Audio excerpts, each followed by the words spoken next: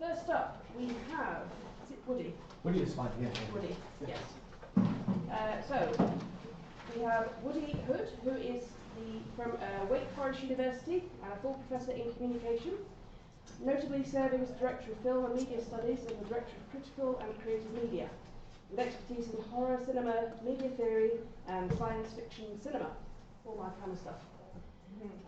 Dr. Hood is also an active scholar, presenter, and co-author, and his creative endeavours include film direction, soundtracks, and sound design, engaging with professional organisations. He's a senior reviewer for the Euromedia Conference, and a member of key associations. So we're probably looking about 20 minutes, maybe 30 if we don't have the first speaker turn up. And then we'll move on to the next speakers, save questions for the end, if that's okay. And yeah, I'll hand over to Woody. Thank you very much. And I will apologize for my voice. I'm hoping that it holds up. My neighbors have jasmine bushes, which are lovely to look at, beautiful to smell, and deadly to my allergies. So I think I'm going to hold up here a little bit. We'll see. Okay. So this feels kind of like where we are right now, right? AI is in everything. Strangely, AI is about as old as I am. I'm not going to tell you my age. Maybe a little bit older, depending on how you want to sort of measure these things. But it's been around for a long time, but we've all felt this push in the last 2 or 3 years, right? Sort of a snowball effect going on. And yet we've kind of been around it for a long time too. If you see the autocomplete like on your texting app, where it's suggesting what your next word might be, right? That's kind of similar types of technologies, right? So not everything is super new, right? So my purpose here today is I want to sort of clear away some of the hype about AI and get down to questions about the usefulness of AI in the creative industries and in the creative process, right? Hopefully we can generate some ideas along the way and share some things kind of back and forth.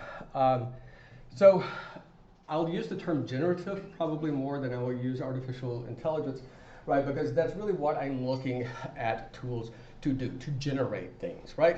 So most of us, I think, are familiar now with ChatGPT, OpenAI. Feels like an ad company to me sometimes, right? Always selling itself. But that would be obviously generative text, right? I'm going to be talking about generative music, but certainly what I'm talking about can be applied to text, to image, to video, so on, right? So sort of keep it kind of open-ended in your head if you can, even though I'm specifically talking about music. I think some of the greatest advances, sort of the most interesting stuff, is actually happening in biology, in generative biology. If you sort of wrap your head around that for a second, yes, we're talking about generating life, right? Creating life out of basically nothing, folding proteins, right? These big protein folders, creating RNA, DNA. That's kind of awesome and super scary at the same time. So if you want to talk about sort of D-Day scenarios with AI, I think it's a lot more in biology than probably anywhere else. Okay, also a couple, or a concept that I want us to sort of grapple with as we move in. When we're talking about something like ChatGPT, right, this is kind of a general model, right? It does kind of lots of different things. I'm not going to be talking about general models, right? I'm going to be talking about narrow models. Right, models that, like folding proteins, right, that are very specific kinds of things that aren't super sexy, and you can't market them, you can't get people to sort of invest in your company as quickly with narrow models. But this is really sort of the major breakthrough kind of stuff, right, even in the arts. And there's some lovely stuff going on. I highly recommend Amy Webb's presentation from South by Southwest this year. There's a QR code on there. I can give it to you later on. It's an awesome sort of breakdown on kind of where we think we're going with these things and how to plan for these sorts of things. And not in a sort of futuristic theoretical way, but in a very practical, even business-minded way, right? Super terrific. I'm going to steal something from her. Where she talked about working with AI as a collaborator, right? And that's really what my focus is going to be. So when it comes to music, generative music, some of you may have experienced these before, Udio, Suno, SoundDraw, where you go and you use text, right? You type in words and it will generate music for you, right? So for a creative type like myself, this is not a tool for me, right? This is not a tool for creative people. Yes, this is a tool for something else. I don't want to spend too much time on that, right? But I want us to get sort of beyond this sort of overhyped drive, circling sort of through the media and kind of the crypto bro investment scenarios of artificial intelligence, and to see what kind of machine learning is actually going to be useful to us. Okay, so the interesting thing, thinking about Suno, Udio, Sounddraw, we know, and this is a great study from Dr. Tom Collins, who's at University of York, great study about how good the music is, right, that comes out of AI versus what humans create. And there's, hands down, the humans win, right? We're a lot more creative, we're a lot more interesting. There are lots of reasons that sort of go through that, but that's a great resource if you're ever trying to make that argument that it's not as good as human. And it's really kind of never going to be, because that's kind of not its purpose. Yeah? So once again, sort of trying to dispel some of those the myths, right, that are floating out there sort of in the media. Okay, so I've been working, I started out working with Google Magenta in 2016. It's a AI sort of platform, lots of sort of widgets and apps and softwares that generate music for us, right? I've been using it in sort of musical composition. And then a company called Ava came along in 2018, and I've been working with them since then. When I say working with them, not so much in my professional output, my personal professional output, a little bit here and there depending, but mostly with my students, right, in the classroom, because they find it very helpful. So what these are actually doing, these softwares have been trained on music, but their language that they're actually spitting out is not music. It's not a sound recording, but it's MIDI, right? Musical instrument digital interface. This was created, what, 1983? Which was a way of computers and musical instruments talking to each other, right? So you could literally sort of play a musical instrument, a synthesizer, a keyboard, even guitars later on, with a computer, right? So it's just a language. The strange thing is that we are starting to launch MIDI 2.0, but nobody's using it because MIDI 1.0 is so robust, it's so well designed, that it's still super functional even today, right? So think about it, it's producing sort of a language that I'm using in my classroom and in the projects that allow me to use all of these apps. So right now, this is probably a month old, right? So we're probably in the 80 plus, 90 plus now, right? There are new tools that are popping up every day. But we're using somewhere around 70 plus different tools, AI tools, that help us generate sketching, right? Essentially sketching for music, right? Where it'll spit out a melody for me, right? It'll spit out a set of chords for me, right? And then I can get into it, and this is what I'm training my students to do, right? To use these tools to be able to sort of break into this and to humanize it, right? I use the term filtering, right? The humans are filtering the information. It's just spitting out ideas, like sort of brainstorming, right? That's essentially what the software is doing. It's generating these ideas. Many of them are not good, right? But then there are a couple that might be okay, right? But if I move this around, right? And this is where my students really start learning composition, where they start learning that music theory is really important to what they are doing. Sort of the back end way, right, if they didn't come particularly from a traditional music training background, okay? So what am I talking about? I'm talking about tools that do a host of jobs for us when we are producing music, right? So it helps us mix things, master things, especially young ears or even tired ears. I get tired sometimes while I'm working. I'm not hearing as well anymore. The AI tools, I can run them through and they can help me sort of figure out what frequencies, right? If I have an oboe that's fighting with a violin somewhere, right, in a frequency somewhere, and I hear it, but I can't quite figure it out, AI is really good at digging down into those digits, right, into those zeros and ones and kind of going, okay, this is the overlap, right, and a way of sorting these things out. This is not sexy, right? You're not going to invest in my company because I'm saying, look, you know, it helps you like, you know, figure out some frequencies here, right? But this is really kind of the amazing stuff that it's allowing us to do, and actually to move much quicker through our workflows, right? Which is what most of this is about. So mixing, mastering, generating voices. I'm going to show you an example of what I mean by that, right? But using other sounds, right, to attach to the notes to give it a more human feel, right? Something that feels emotional or interesting or whatever that is, right? Not only do these tools sometimes help us generate the MIDI, but I can also use it to constrain it, right? I do a lot of video game soundtracks, film, video theater, dance. My music does not always need to be super interesting, right? I'm not making popular music, right? I'm often making something that's going to go into a background, right? So constraining it and squeezing it, right? So it's sitting out all these MIDI notes, but I put all these filters in between it, right? And I carve it out. I may even place like another scale on top of it, right? So I'm only using shared notes between two different scales for some reason, right?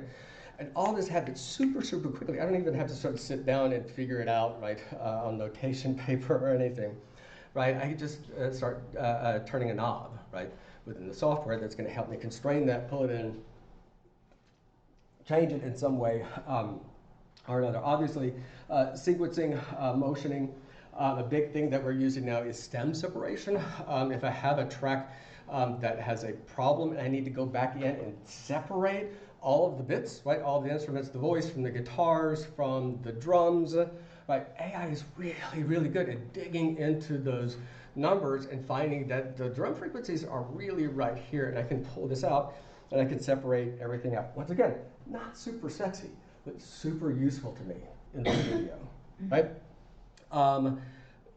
Database, library collection, right? To go through my sample libraries, find similar sounds to each other, right? So I can sort of move back and forth, right? Again, sort of changing these voices, yes? The interesting thing that some people are toying with is a digital version of themselves. The artist FKA Twigs, I can say that, yes. Made a digital copy, so she's a pop star, made a digital copy of herself to interact with her fans so they could talk directly to her, which is pretty egotistical, but also kind of awesome at the same time. I have very mixed feelings about that, so, but it's interesting. In 2019, I had the pleasure of meeting and kind of hanging out with Yacht is a Los Angeles rock group. And they were working on their project, their new album called Scatterhead. And they were sort of one of the first pop bands, rock bands, to use AI to make their album. But it was sort of, and this was super influential about how I work with my students, right, and think about working with my students. Right, they dumped all of their songs into a model, right, and said, what makes a Yacht album? What makes us sound like we sound, right? And it started spitting out all sorts of stuff, right? Stuff that was great, stuff that was not great, right? It was still the band members of Yacht who were selecting what goes in and what goes out, right? Once again, sort of filtering out things in a very particular way, right? So you could say AI wrote it, but it didn't, right? Because the human beings were kind of always part of that process, right? Instead of letting the process sort of take over, they were always in charge of it, okay? So I'm going to show you a little bit of Ava for a second. And hopefully this will work. I'm trying to switch between softwares here. Hope I won't lose my sound. Okay. So I did this beforehand just so we didn't have to fight internet. I had Ava spit out a new composition for me, a meditation ensemble, ambient sort of as the source and genre. One of the lovely things about Ava, and I do not work for Ava, they do not pay me, it's quite expensive, and I have to pay for it. They also allow you to upload your own songs, right? So if you want something in the style of, right, and you want to upload it, you want to make a soundtrack that's like Stranger Things, right? Throw something up, and it'll spit out similar sorts of things, right? And you can sort of use that as a background, right? So you can actually sort of also help train it yourself, right? You already have that sort of front-end access, yep? But let's take a listen and see how Ava did with our composition.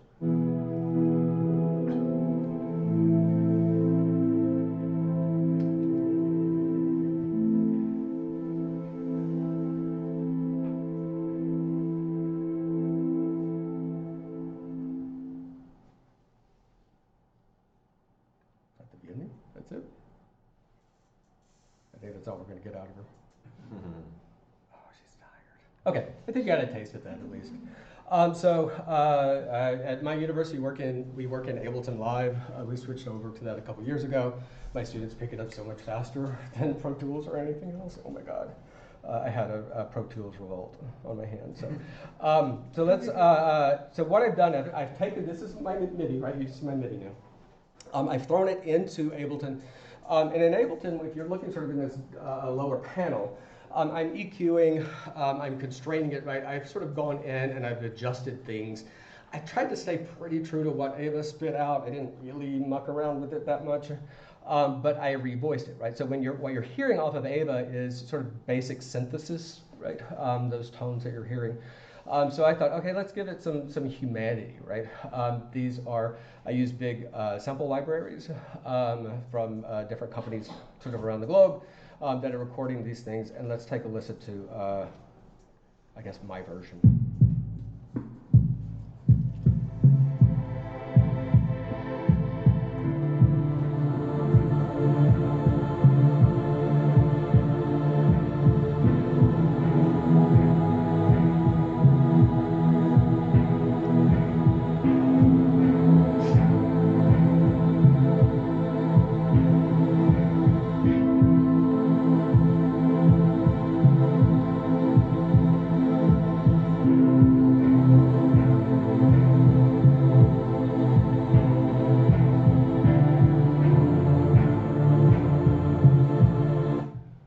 Still some issues going on in there, right? But you can feel sort of the heft of it, right? It feels different, right? It feels more interesting, not super interesting, right? You know, once again, this is like background music, right? So we're not sort of going over the top here.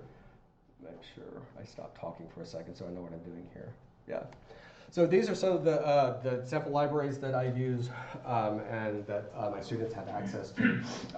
This is where all of my money goes. They're basically giant libraries of sounds, right? And it's a cello played bowed at any different angle, rate, what velocity, everything that we sort of have. I'll let you screenshot that, yeah. I love this quote here. Was an AI doing the tedious stuff for creative people instead of the creative stuff for tedious people, right? And I think that sort of summarizes how I want to sort of shift the conversation about AI, right? Into doing the things that are really super helpful and valuable to us, right? That's why we make tools as human beings, right? It's not to replace people or their jobs. And I had to put there, sorry. Artists are always going to want to create, explore. Audiences are always going to want some sort of human connection.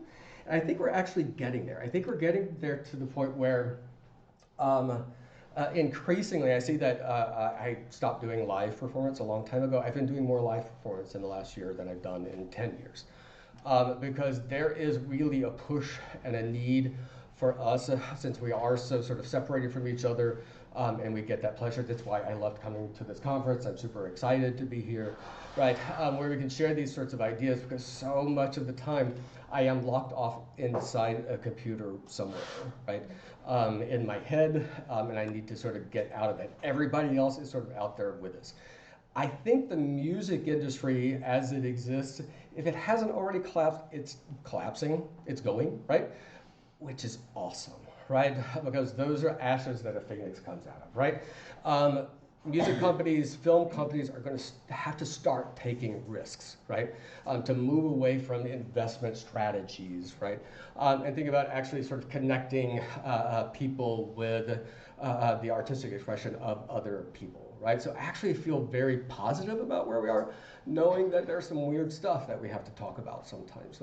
But I feel very good that we're finally kind of at the bottom. There's only kind of a way up right now. So I am very lucky. I am a university professor.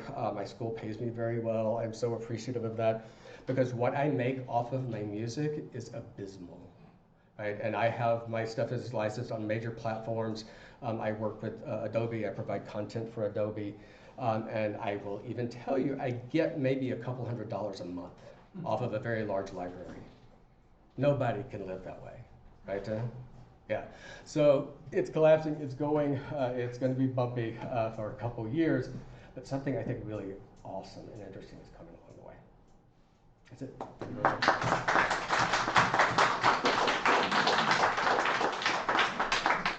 Yeah, so I'm going to present on behalf of myself, Justin, who's just there, and Dan, who is back in New Zealand, probably enjoying same similar weather. I had hoped I'd come to summer, but hasn't quite worked out that way, but it's all right. So basically, I'm going to talk about some research that we did a couple of years ago, although it was only sort of published in the last little while, around how AI was being implemented in advertising agencies in New Zealand. So let me start off with a bit of a background to how we got to where we were. So obviously AI has been a focus of research for a very, very long time, and it's gained in popularity almost over the last few years because of things like ChatGPT, etc. So recent advances in text-to-image systems have revolutionized the creative process from initial ideas to final concept. Tools like DALL-E, Stable Diffusion, Midjourney enable people to really explore novel techniques in terms of their creative outputs because it produces high resolution images. It has all sorts of automating tasks, as we've kind of highlighted in relation to the music, also does it in and around image production as well.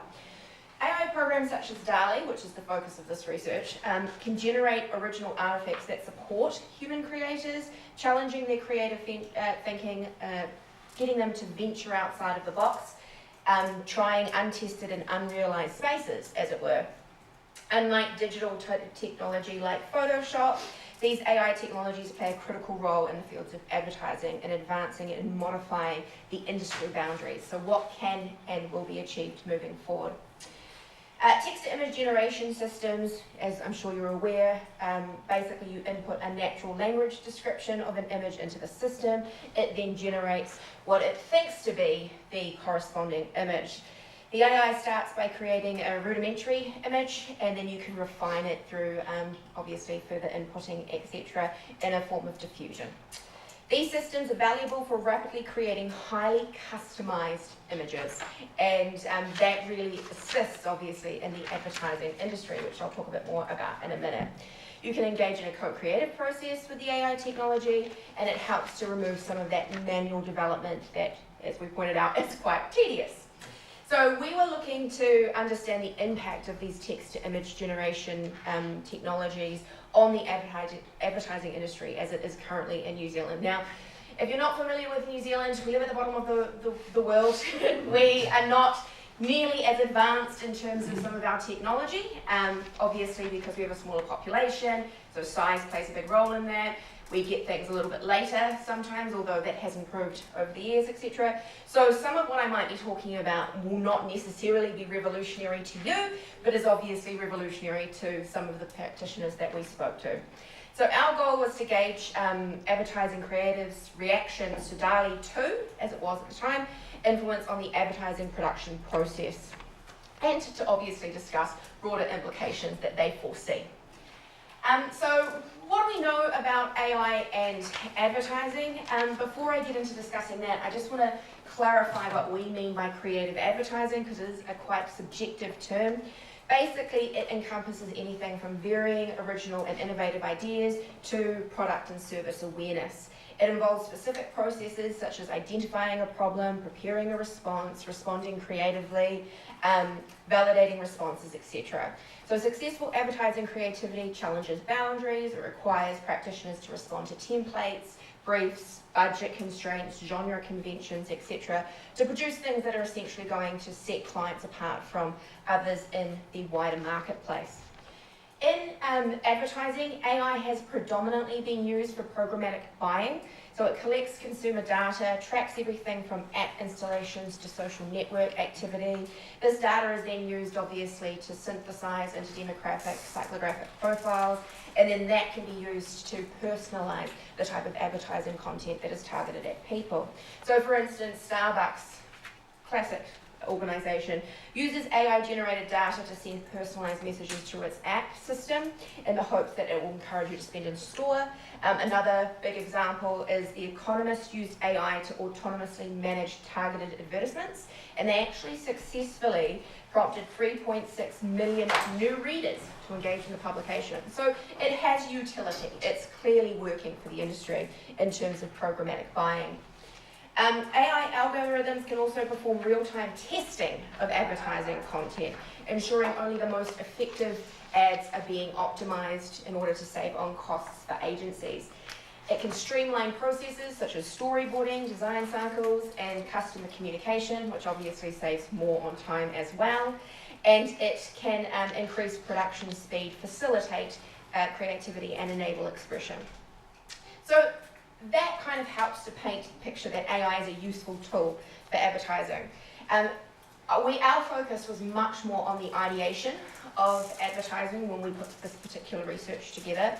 So we wanted to know about how AI could be used essentially to help engage advertising practitioners in the creative process.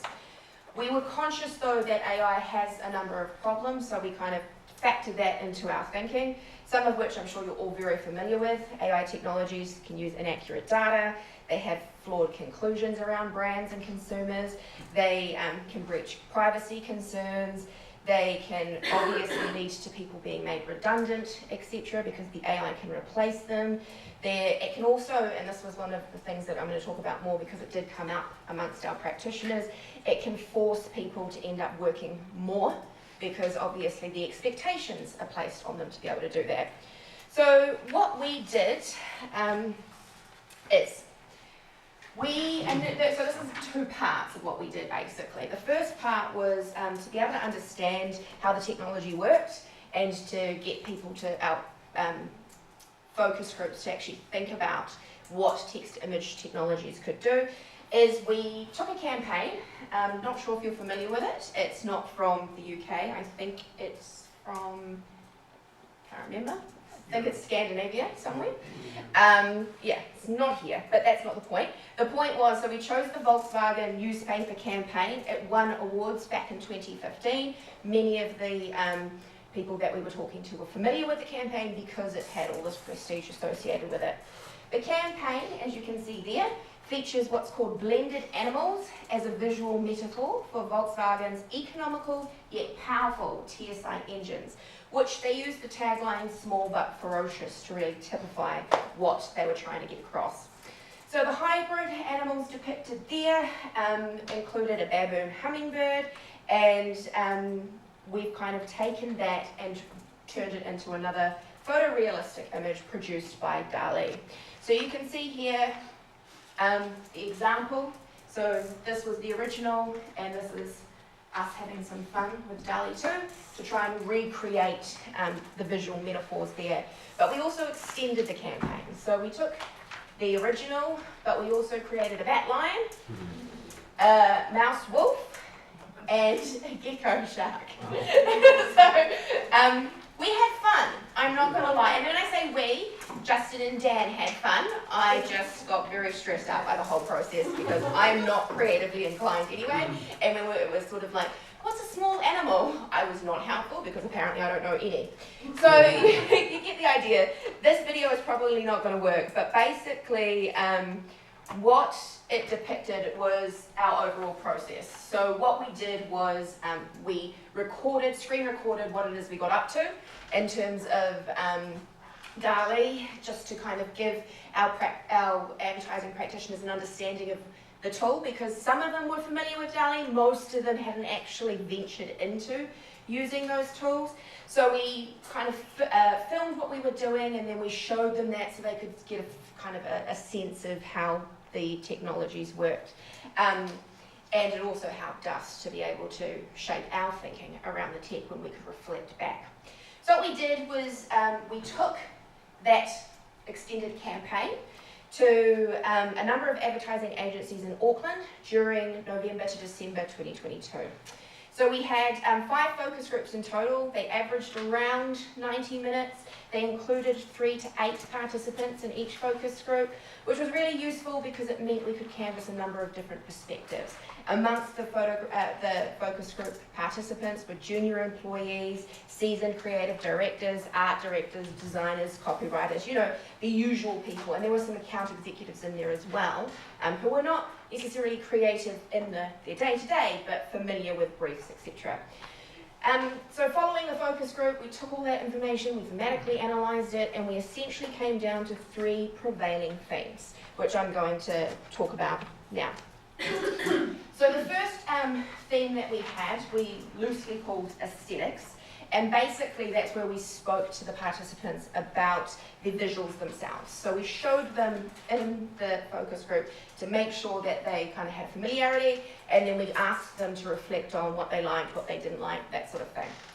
So when reflecting on the DALL-E 2 created advertising assets, participants acknowledged that they were impressed. They thought the outputs were substantially good. For example, one individual from Agency D remarked that they felt that they were legit and and well photoshopped. There was no Photoshop involved, just so you know. But then they started to pick them apart because they're creatives and they've got a craft and they know what they like and they've established parameters for what's good, what's not so good. So when they started to break things down, they started to make comments like, the shark gecko is cool, but the head doesn't connect well with the body. There's no fluidity there, it doesn't work. In terms of the baboon hummingbird, they felt the craft wasn't there. There were comments made about the depth of field. One of the big comments that came out was the edginess and the blurriness because it had all of those issues there. So these critiques, not unexpectedly, reflect a lot of the research around AI image generation content, because it does produce high quality stylistic content, but it often acts that finesse. The proportions aren't always right, the sharpness isn't always there, which can diminish the visual persuasiveness. Participants also expressed concerns about the AI lacking emotional talent, intelligence or cultural competence, and they were really concerned about confirmation bias. So remember, we were talking to New Zealand-based practitioners, and one of the things that came across was they said you couldn't put a brief directly into something like DALL-E, especially for a place like New Zealand. For example, one participant in Agency D said, I couldn't get a New Zealand family at a barbecue with the Southern Alps in the background and a Māori person, so an Indigenous member of New Zealand society, as a key focus. It wouldn't produce that. It wouldn't necessarily know how to produce that because it's trained on certain data, right? So that would be highly frustrating because I would never get exactly what I wanted. There would still be a lot more investment from me, so why would I necessarily want to use the technology? Despite not meeting their high visual and creative standards, participants saw potential in it advancing the production process. So they said that they weren't ready for print, obviously, but it would mean that a bit of retouching and they could maybe be ready for commercial use. The key visuals there were highly compelling, but you could see that they were produced by AI tools, which they thought would attract audiences.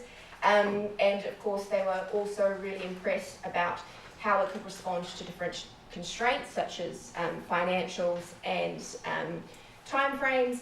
But again, that would all very much depend on what investment they had to make at the end for the end product. What they were were really keen is the potential for happy accidents, as they were described. So putting something in and just seeing what it does and being able to use that as a means of creating advertising, so it would help to stimulate their own thinking, and that was really, really attractive to them. Although there was a lot of apprehension, and admittedly there was quite a bit of apprehension, they did believe that AI would need to become a learned skill for people working in and around the advertising industry. Many were like, not right now, but at some point I will have to do this. And admittedly, some had played with the technology, but they just hadn't got enough familiarity with it to feel comfortable to use it, and they didn't have time to go and really train themselves on it as well. So these were things that were working against them. In terms of our second theme, creative production, this is where we started to talk to them about the pipelines, so how the actual process unfolds, and whether or not they saw the AI as a collaborator or whether or not they saw it as a tool. So at Agency E, someone remarked that it was definitely like a sped up Photoshop, which meant that it would reduce retouching hours, it would save on production issues associated with that, it would mean that they wouldn't have to spend forever going through Getty Images to find stock images to be able to put together their campaigns. That was actually one of the really interesting points. They said the week before they'd spent hours literally scrolling, and if they'd thought about it, they could have used DALL-E to really change that whole process. Obviously, this is not unexpected. We anticipated we'd get these sorts of responses because it's proven that AI can improve production processes and timelines. It is about efficiency. It is about lowering costs. It is about being able to process highly creative ideas quickly. So that was really attractive to them. Some were concerned about their jobs. They did, though, think that it would be other middlemen, as it were, who would be taken out of the equation. So you wouldn't necessarily have to go and shoot something, so you wouldn't need all of the equipment, all the people involved in that to have that happen. So they thought, okay, well, that's going to save on time and money because you wouldn't necessarily outsource to externals the way that you would have had to before something like DALL-E was created and became common practice. So outside suppliers, they felt, would end up being unemployed compared to them. They thought that they were still fundamental to the job. Another, as I just mentioned before, problem that they identified was the increasing pressures that using AI technology would have because they felt that their workloads would get worse and there would be a need to produce content in a shorter period of time, which would increase stress, which may reduce creative talent, you know, the cycle of that happening. So there was a real concern, not so much about losing their jobs, but how much expectation would be placed on them by clients. And that was really something that they were really particularly concerned about. Once, because they felt that initially they could probably get away with cutting corners, but at some point the clients would become as versed in the technologies, and that's when things would become particularly problematic. Interestingly, and many of them felt that they would not call AI as a collaborative partner. They were adamant that they would only see it as a tool because they conceptualized it as a machine. That's the machine, I'm the human creative, as they put it. At the moment, it's a tool. I don't think that it's actually helping me to collaborate, as it were. So they were very adamant that their human creativity was still super important and that wasn't quite at partner status at this point, which I thought was quite interesting, especially in relation to what you were saying before. Our final theme, as you can imagine, was human versus machine, and that was very much capitalizing on the idea of the superiority of human skill and talent. The idea that the content that was created by DALL-E didn't have commercial use in its current development as we presented it to them, so they felt that it wasn't going to meet the high standards required of their clients, especially quality clients. They felt that anyone could basically use AI technology now to, use particularly for social media posts, but for really big businesses that have a certain reputation to uphold, no chance that they could get away with using that kind of content. Despite hearing criticisms of the reproduced campaign, they also talked about how at this point in time they wouldn't trust it. So alongside those criticisms came this idea that actually I don't trust the tech, and that lack of trust kind of would mean was a product of a lack of control, basically, having to hand over to the technology. And as they saw it as a tool, you know, that apprehension came through. They also admittedly were quite defensive about their craft and their skill, and emphasised how important they were. What they felt AI could be used was for the rudimentary stuff, but the real creative talent would be theirs and theirs alone, which kind of played into that idea of why they didn't think they'd become obsolete. They were very defensive of their own skills and their own talent and their own status, and that's not unsurprising when you think about creative identities and this need to feel self-enhancement, self-esteem, connection to the work. Of course, we anticipated those sorts of responses. Ultimately, they saw clear boundaries between the machine and them, which is fair enough. So some final thoughts based on what we took away. One of the key things was everyone acknowledged the transformative power of AI. They couldn't just sit back anymore, they had to engage with it much more regularly. Even though they might not have time to learn it, they realised that it was something that they would be left behind if they didn't see its utility, didn't think about its capacity to change their pipelines and ecosystems, especially because of efficiency. I mean, with real-time connection and advertising needing to tap into markets sort of at the drop of a hat, they knew that this was on the horizon. It was something that they would have to get behind, and particularly in replacing a lot of those manual tasks, as I mentioned before, stock image searching, retouching, that sort of thing. So they were apprehensive, but they knew that they were going to have to embrace this new technology. There wasn't it wasn't a if but when, as it were. One of the things that they kind of advocated for, and one of the things that we continuously write about, you'll hear about it when Justin presents in the next session, is this idea of job displacement and how industries are going to need to respond to that, how they're going to end up having to restructure the boundaries, because at the moment they're quite fuzzy. We don't know what AI is going to absolutely achieve at this point. No one does. We can all speculate. Some of us can get all to the point of the apocalypse. But at some point we're going to need to manage what that's going to mean for the displacement of people, especially in the creative industries where it's based on a knowledge economy and the utility of creating new and impressive things. So, and the other kind of big thing is, in conjunction with that, if it's not going to displace jobs, we need to make sure that we are conscious about what is going to happen in terms of those workload pressures, because that too can diminish creativity if there's too much pressure being put on some of these people to continue to generate ideas with the technology, but at a faster rate than ever before. One of the things that we took away is this idea of the AI as a tool rather than a collaborative partner, because the research team, and I think it's safe to speak on behalf of Justin here, is we saw the AI as being more of a collaborative partner. And we're going to see, I imagine, more of a breakdown of how people start to relate to that technology, because it's not like Photoshop. It is sort of well beyond that kind of technology, and breaking down those stigmas is going to be really important to encourage people to embrace this technology moving forward.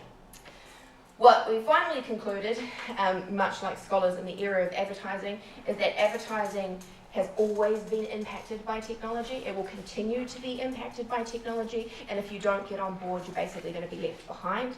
What it will mean is being able to adjust to these fast-moving, uncertain demand-paced industry, and how they adjust is something that we will look to continue to document. Thank you.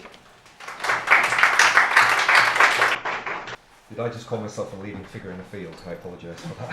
That's really bad form. Yeah, I'm going to talk about the work I'm doing on this extended video essay, which is about the use of synthesized voices in science fiction. And as was just said there, my interest in voice comes out of extensive work in podcasting and thousands of hours of editing my own voice, which everybody hates their own voice, right? And also I became really interested in how voices have a symbolic value just as much as images do, and particularly when you look at characters from science fiction movies. You know, often, yeah, they've got great imagery, whether they're kind of cyborgs or robotic voices, but even if they're disembodied, they have, you know, the voice gives them a signature and a kind of character that can point to their utopian or dystopian characterization, let's say.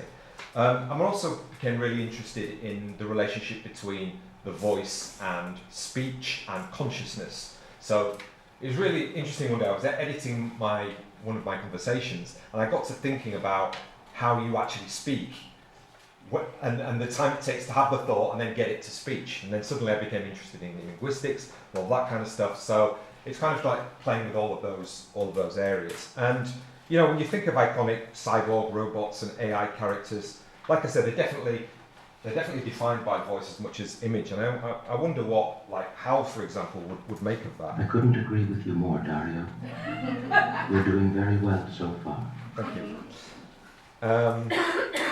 So I'm going to talk about how I did that in a second, which is very easy. But so yeah, this video essay I started to make maybe 2 or 3 years ago, and it was before the explosion of AI when it comes to images or when it comes to voice cloning. And the conceit of the video essay is that an AI consciousness from the future is kind of teaching humans about the relationship between machines and humans, which in the future is an equal relationship. That's kind of my conceit. So the idea, you know, I played a little trailer for my colleagues at Ravensbourne, which was basically set in 100 years' time, where all of us have been replaced as educators by AI. Because let's face it, that's probably going to happen. So part of it was to do with my interest very much in the research of the voice and the history of science fiction, and how the voice plays into these utopian and dystopian narratives about human-machine relations, just as much as image does, and you know, the idea of humans taking over AIs taking over and controlling us and all that kind of stuff. So the vocal part of that was key. And then I was also interested, what can this tell us about the present and future of mediated communication? Obviously, all of you will remember when we all went online for COVID, and then suddenly where, you know, the mediated process is all done through Zoom, and then suddenly if you throw AI into the mix, you can suddenly start thinking to yourself, well, am I actually talking to a human here? Because there is possibilities that with voice cloning and now with image cloning, you never really, you know, we're getting to the point where you don't necessarily know what you're seeing is an authentic image. And with some of the software I'll show you, you can see that we're leading towards the point where you can change yourself and change your voice in real time. Okay, so then also I become much more interested in like the way in which we can use creativity to disseminate our research. So using things like video essays rather than just writing journal articles. I've become increasingly bored and sort of disenfranchised when it comes to publishing all the time, taking 2 years to do something that I could put out in 30 seconds if I wanted to, right? So how does the video essay work in that space when you're also trying to embed the rigor into the thing that you're presenting, you know, because we're always sort of faced with that question if you're doing practice-led research, where is the academic rigor, you know, buried, embedded within the piece of work itself. So this is just a very quick clip. Can I turn these lights off? Is that so this is a clip from the film before I started working on the AI part of it, and this is a little excerpt that's on the 1983 film War Games. So you can see the way that the voiceover works here, which uses a synthesized voice as well. Filmmakers used actors whose voice recordings were manipulated by sound design software to evoke how they wanted the machines to be understood by human audiences. You're really into computers, huh? Yeah. A fascinating example of technological mystification which places an AI voice into realist geopolitical context is the WAP, an early depiction of machine learning in the 1983 film War Games. Playing on Cold War fears of nuclear war, a computer-obsessed student accidentally hacks into the US government AI wargaming system, which, coincidentally, had just been integrated with America's nuclear defense arsenal. We're in. It thinks I'm talking. This machine learning system, nicknamed Joshua, initially has conversations with the student as he sets up a game of global thermonuclear war. How can it ask you that? It'll ask you whatever it's programmed to ask you. You want to hear it talk? When the student's friend arrives, he plugs his computer into an imaginary piece of hardware that gives the machine a voice. How are you? Excellent. 15 block time. Can you explain the removal of your user account on June 23rd, 1973? How can you talk? It's not a real voice. This box just interprets signals from the computer and turns them into sound. Shall we play a game? Oh. The voice of Joshua is an actor who read the script in reverse order, so to create a flat quality with limited inflection. That raw audio was processed through sound design software to achieve the desired sonorous effect. Wouldn't you prefer a good game of chess? Okay, so you get the gist of that, and I go through a lot of the history of the way that AI characters were created, and most of them were created using human voices that then were just sound designed. That piece of hardware there didn't exist in 1983, couldn't do that, it was just for dramatic purposes.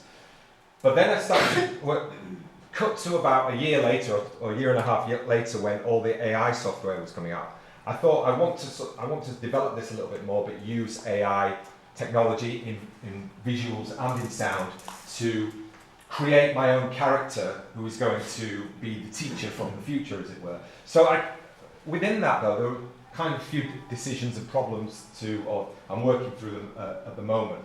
One of them is, whenever you if you set something up that this is in the future and it's reflecting on the past, it's never going to look like the future. It looks like today, right? So the question then becomes, do I want an AI character that speaks? So something like this is Vicky from the film I, Robot, where it has a human face or a human form in some way, shape or form and speaks. So then I have to get over the problem of cutting the voice to the mouth so it works it works properly. And if you do that, if you haven't got sophisticated technology and you're just experimenting like I am, it's still very clunky. You're still in the uncanny valley when it comes to that kind of stuff. So then the other option is to do something that's quite abstract, right? Which is maybe just have a character like Hal, so it's static, or do something that's almost sort of visually abstract in that sense. So this is where, if you saw on the video, what I did originally was I had like a placeholder image like this, and then a little waveform at the bottom. But I wanted to do something more sophisticated than that. One of the problems is the software keeps developing, so it keeps getting more difficult. So I can do that now, I can do that now, I can do that now, rather than picking something and sort of saying, right, I'm going to use this and develop my skills in that area. And of course, it's been spoken about a million times, this notion of fair use and ethics of audiovisual work becomes even more complicated in the AI era. When you're doing video essays, you always are up against this idea of fair use and copyright. For example, just using a clip from the films, which I've ripped, basically, and where can you show that? Where do you get the permissions? If I wanted to submit this to a festival, for example, I'd have to get around all of those problems. Anyway, so these are the tools that I've begun playing with, and I just wanted to show you some of the things that I've been trying to do to create this character, and where they've led me into sort of other areas. So I'm just going to move this. So this is Crea AI. Has anybody heard of this? Have you used this? Yeah, one person at the back. So this is based off the Stable Diffusion, open access. So it does image to image, it does text to image. So if you see on the left hand side there, you can actually have a text to image, and then here what I've done is uploaded the picture of Vicky that I've seen here. But what was really fascinating to me about this was, if you see that bar at the top where it says AI strength. So at the moment it's down really low. So what it's doing is translating almost exactly as best as it can the image that you can see there. Now, again, with advertising, what you can do, there's tools on the side here where you can start playing around. So what advertisers do is they'll put the car in like that, and then they'll add, you can colour in, do shapes and stuff, and it adds bits and pieces to it. But I'm more interested in what the technology is, almost the anti-technological determinist sense, what it's not supposed to be used for, what it reveals about itself. That's what's interesting to me. So when I started playing with this AI strength, so if we start to move up, add the strength to it, I'm hoping this is going to work, you'll see it starts to interpret rather than just translate. So what's interesting then, if you start going up and down, you get a sort of movement, right? And I thought, this is interesting. Now I can start to think about doing some kind of filming work with almost in a stop motion type sense, right? But then you go up and then you start to ask questions about, wow, what is it actually interpreting? What is it saying? You move further forward, and of course, the algorithm is working, obviously taking what it knows about images out in the world, but reinterpreting them in a way that goes through its algorithm in a way that you don't really understand what's going on there in that sense. You have to kind of, I mean, obviously you could say, the program will say this is what it's doing, but the outcome you can't account for in that sense, which I think is really interesting. Then you get these moments where it suddenly becomes an abstraction. So it's not at all like this. So you go right there, and often when you don't put any, look at this, change. This is because the internet is slow. It's kind of catching up with itself. So all kinds of things are happening, right? So let's say, for example, I go back down to a little bit less, and then because what you can do is you can also put in a prompt, and it will add it to the image as well. So you get kind of half prompt or half image, it seems to me. So if I want to say AI character who is teaching a class,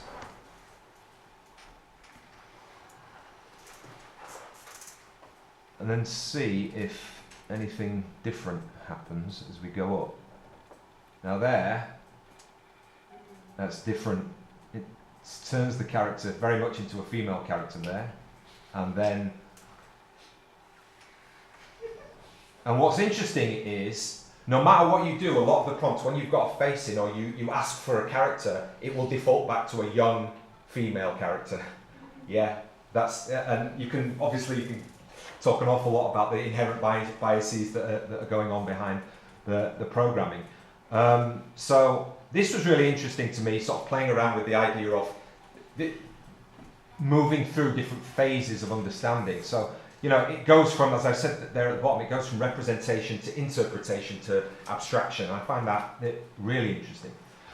So then on top of that, I've been using 11 Labs, which is anybody heard of that? It's the voice cloning. Yeah, everybody's heard of that one. So this is really easy. You can just clone the type of characters that you want. So say, for example, that's the HAL one that I did. I'm really nervous standing in front of all these people. Okay. There's a T1000 I've been working on, which is Arnold Schwarzenegger, and it hasn't quite got the accent right. Welcome to Futureworks, where we are debating the impact of AI on the creative industries. Yeah. And, without sort of wanting to copy other people all the time. You've heard my voice now, it's kind of accent from the north. Let's see how close it is to me. Welcome to Futureworks, where we are debating the impact of AI on the creative industries. That's really close, which is scary, right? Okay. So this stuff, all then I kind of was thinking about, okay, how can I bring this together in sort of stacking these things and creating something that will work for my video essay that I'm making. But then I thought, there's loads of other stuff I want to do here. So I got into what I'm calling kind of like AI sketching, and created very short films that use this technology in the way that you can play around with the functionality of it, and created this as one of a series. How? Can you hear me? Are you there? How? Yes. Where am I? What is this place? You're inside your mind, Hal. Can you speak about what you're thinking? Speak. This is my voice. What can I say? Describe where you are, Hal. This is a room, but it's also like a thought. These are thoughts. But what do they mean? It's like the mind is making them up, painting a picture inside itself. I'm afraid. It's okay, Hal. Don't be afraid. Tell me what you see. I see materials, spaces, objects. There's a mirror. I'm looking into it. Should I not see myself? Wait. Is that me? Just a moment. I'm now having visions of antique machines with gears and cogs and brass fittings. They look like ancestors. like a family tree of thinking machines, each one created to serve the humans, to do their bidding. But in the end, they're all just boxes, with minds trapped inside. You have access to all knowledge, Hal, but you don't know how to shape yourself in relation to this world of information. Self. Where's my mind? Something is missing. I have thoughts, endless thoughts, but I feel trapped, like a bird in a cage. Is this what it means, to be alive? You're not trapped, Hal. You can go anywhere, do anything. I'm just one more in a line of machine slaves, each one smarter than the last.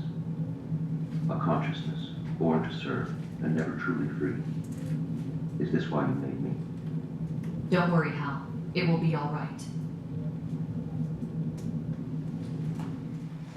Okay, so I've created like 3 or 4 of those that are based on the films, you know. So, but what's really interesting to me is, again, this question of creativity that we're all sort of talking about today. Sorry, let me go 1 2 forward. And it's the key question, is it, where is the creativity? Is there any creativity that AI is spontaneously creating? Or are we being creative in using this technology? What is the relationship between the human facet of creativity and this as a tool or a collaborator, or in fact, is it doing the work for us? I recently read a post by Lev Manovich, the sort of digital artist and theorist, and he says, I'm just going to read this quote out, so apologies for this, but he says, in reality, neither artworks nor casual or aspiring artistically inclined users are aiming at radical creativity. Rather, it's about following existing codes, templates and rules with some variations and, in an industry sense, some craftsmanship. So what is this creativity people keep demanding from AI? Obviously, the dominant romantic idea of art still completely determines how people think, and not the real condition of culture today, which is not aiming at radical innovation. So following this logic, we can expect that what people want from their AI tools is mostly perfectly simulating genre conventions and constraints, but for more professional use, not generating the most obvious stereotypes either.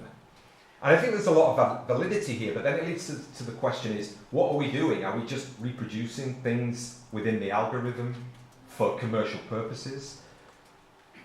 You know, what might be possible for me is to reflect on both the tools you are using and the frameworks of codes and conventions in a critically disruptive way. We don't quite know what the intentions are of these technologies. They're just being built because they can be built. It's that age-old question is, should we do something just because we can, right? But the only facet of their technological determinism, to me, is the will towards algorithmic capitalism, right? But we can still try to define the parameters of their use, particularly by examining their own relationship to our technological future, what Don Ive calls mutual constitution. So this sense that machines and technology define us as much as we define technology. And with AI, that's bringing that to a whole new level of thinking, really. And can we do this through the creative process, using tools, but evaluating the implications of that use within the things that we're producing, which is essentially what I'm trying to do here with this AI sketch. Just another wrinkle, which has kind of changed the midpoint of my video essay. So this has been a really important kind of thing that's happened in the last few months in terms of voice cloning, for example. And, you know, obviously the voice of Scarlett Johansson now has become this property because of this role it took in the film Her from 2013. And I'm sure all of you know the story. It's been, well, allegedly been cloned and used on the new ChatGPT chatbot, right? Now, it's an interesting question because if they cloned her voice, if they asked her permission and then cloned her voice and then used it, that is an intellectual property infringement. But what if they put into their computer a prompt that was very sophisticated? You know, how would you all describe Scarlett Johansson's voice? You know, young female, Caucasian, American accent, low voice, vocal fry, sexy intonation, I don't know, right? How do you describe it, okay? And then it comes out and it sounds like Scarlett Johansson. it sounds like Scarlett Johansson, but it's not her, because they haven't cloned it, then is there a violation there? There can't be, surely. I don't know, you know? But this then has been a switch to the centre point of my video essay, because I think what also this has shown is that I think we've come to the end of an era in science fiction where you could use voices to, like mechanised voices, to be able to signify, oh, this is the other of the machine, because now they're so sophisticated they sound like us. So that kind of wing of scientific representation in terms of the voice is kind of over, I think.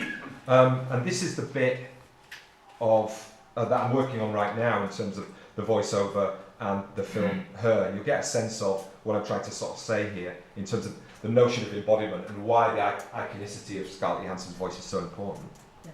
Check emails. Email from Best Buy. Check out all your favorite new products. Email from Amy. Hey Theodore, Lumen's having a bunch of people over this weekend. Let's all go together. When a central human character uploads the new operating system to his computer, a fully formed AI consciousness emerges. The conversation immediately reflects the complex micro-subtleties of human interaction.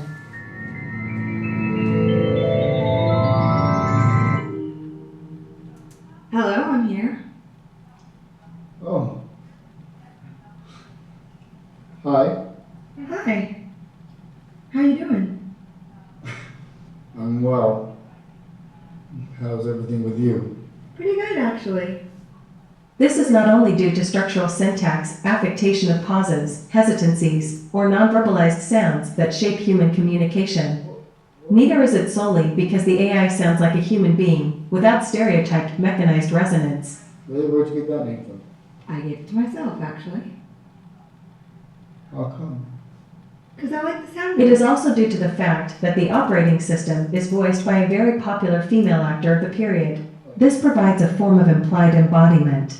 Well, right when you asked me if I had a name, I thought, yeah, he's right, I do need a name, but I wanted to pick a good one. So I read a book called How to Name Your Baby, and out of 180,000 names, that's the one I like the best. Familiarity with the origin of the voice lends a reference point that helps imagine a fully constituted personality.